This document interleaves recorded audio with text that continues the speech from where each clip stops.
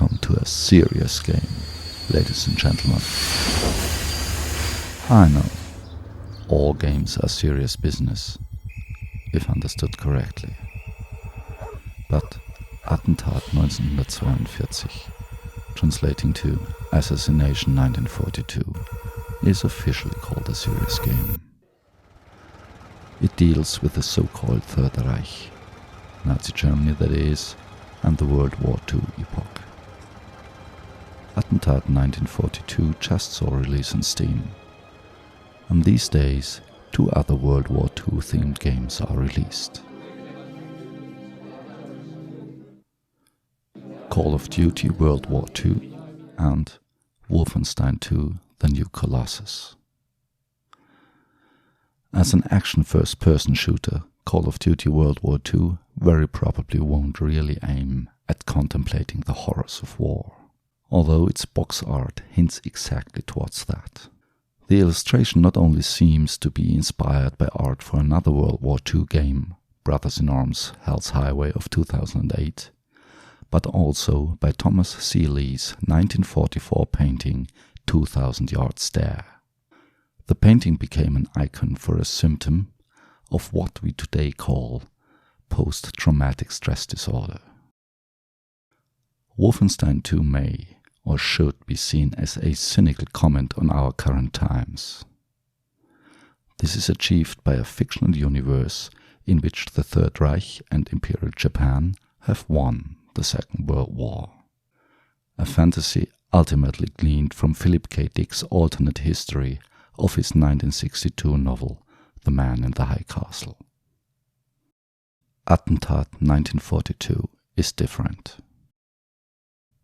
It's an indie game developed by Charles University and the Czech Academy of Sciences, and it doesn't deal with military action, nor with an alternate history.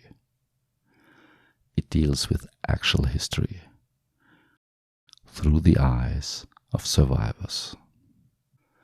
What this means, the game's lead designer explains. The game is based on historical research and real testimonies. Yet we didn't work with these testimonies in a literal fashion. Rather, we used them to construct realistic and emotionally appealing narratives without gamifying real people's memories. Knowing this already triggers an uncanny atmosphere. But what through the eyes of survivors really means, I only fathomed while playing through Attentat 1942. It doesn't just mean first-hand knowledge of historical facts.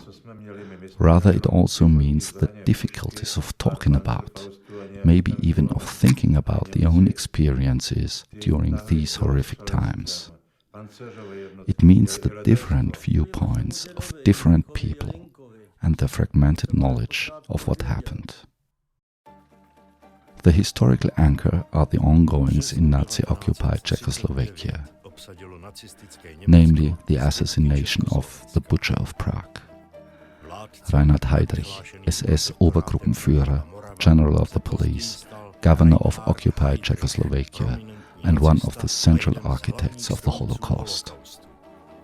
On 27 May 1942, Heydrich was heavily wounded in an attack carried out by UK-trained resistance fighters who had parachuted in for the occasion.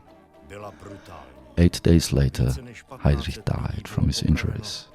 The Nazis immediately retaliated by eradicating the populations of 2 whole villages and by committing many more murders and atrocities.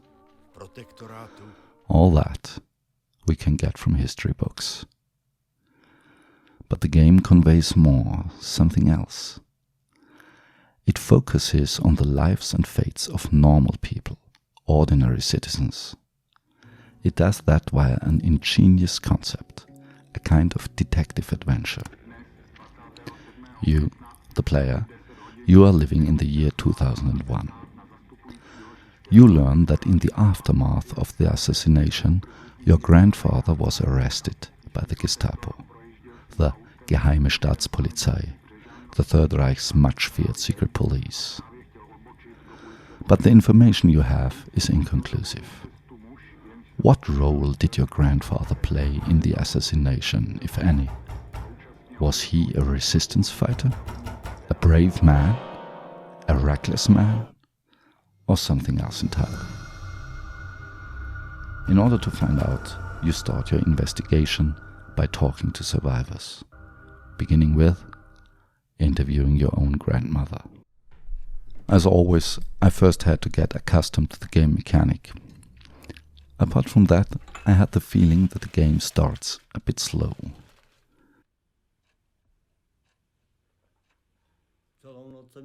But already early on, after only having spoken to 2 protagonists in-game, a twist in the personal story happens, which lets you think, oh no.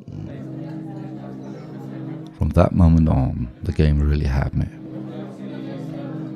The journey to the truth about your grandfather, to his and others' fates in the wake of Heydrich's demise, is accomplished by an array of means.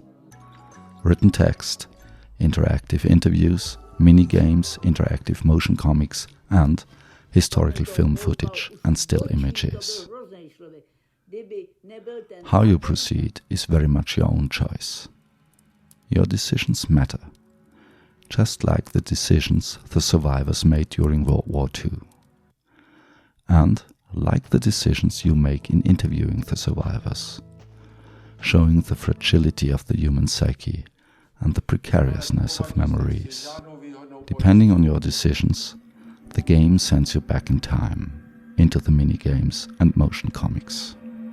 If you are into graphic novels, the art of the comic book, you will embrace the atmospheric drawings which at times achieve the heights of art by Jacques Tardy or Hugo Pratt. Earlier on, I mentioned Philip K. Dick. He is not just known for alternate history, but also for alternate realities, for the dissolving of boundaries between realities and the confusion of familiar timelines. Attentat 1942 does that as well. I lost my balance a bit when during an interview, taking place in the player's present-day timeline, one of the survivors holds his old communist membership card in hand. It is a drawing from the motion comics and minigames layer. The historical footage and still images are sometimes used as a backdrop for the fictional storyline. For example, you listen to a part of the story, knowing that it is fictional, but you also know that very similar things indeed happened at the very places shown in the authentic imagery you are looking at.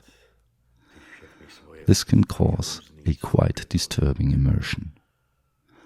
At times, I really was glad that the game let me return to the player's present-day timeline. There is yet another feature of the game, an integrated encyclopedia. Its entries you unlock piecemeal, according to your decisions and advancement through the game. That may sound dull at first glance, but it wasn't for me. Quite to the contrary. The whole narrative, the fates of people you are drawn into, motivates you to read up, to get the context, to try to understand what was going on back then. And that is the very least we can do from our comfortable hindsight position, thankfully being born many years after the horrors of World War II. Trying to understand what the hell was going on.